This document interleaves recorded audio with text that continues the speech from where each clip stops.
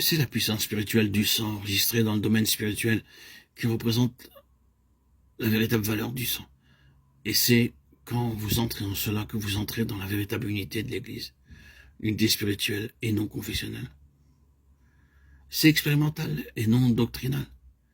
Il s'agit de la vie, une vie active, énergique, puissante, et non pas de notre fidélité à la saine doctrine.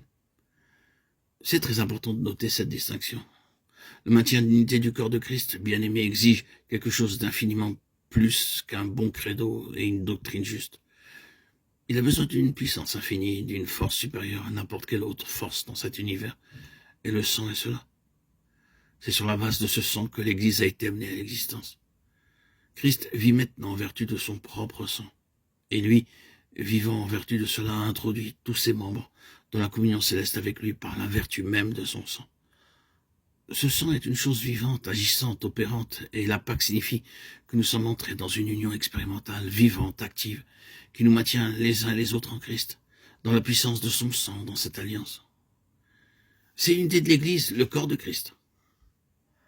À moins que quelque chose de cela n'agisse, nous ne sommes pas encore entrés dans l'opération active de la vie de l'Église en tant que corps céleste. Si l'Église doit avoir sa fonction, accomplir sa vocation, avoir un impact sur les dominations, les puissances, les princes de ce monde de ténèbres, les esprits méchants, et accomplir sa mission universelle, son dessein prédestiné, cela ne peut être que sur la base de cette puissance extraordinaire qui est dans le sang précieux du Seigneur Jésus.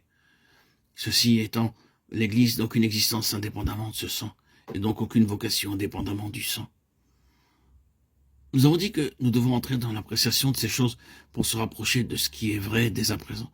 Mais dans la pensée de Dieu, personne n'est un membre du corps de Christ, à moins de se tenir exactement sur la base de toutes les vertus de son précieux sang.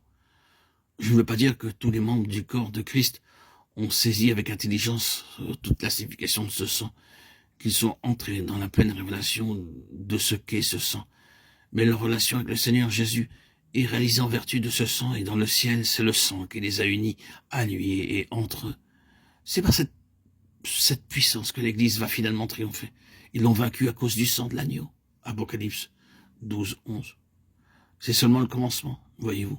Ainsi, si nous voulons connaître, apprécier, jouir et profiter de la vérité corporative du corps de Christ, nous devons apprendre ce qu'est la puissance du sang, et ce sang doit devenir une force reconnue dans nos vies, contre ce que le diable cherche à employer pour briser la communion fraternelle. Oh, combien les succès de Satan à propos des schismes et des divisions auraient été éphémères si le peuple du Seigneur avait saisi que seule la puissance et la vertu du sang triomphent de toutes les activités sataniques. Vous et moi devons avoir conscience que la détérioration de nos rapports est la conséquence d'un travail de l'ennemi, et que la seule chose qui nous introduira de nouveau dans la communion, bien-aimée, c'est d'implorer le secours de la puissance du sang contre tous les agissements de l'ennemi. Et cela prouve pleinement le fait que le corps est un en vertu du sang, depuis le commencement continuellement. Et pour finir, la fête de la Pâque introduit cette première vérité.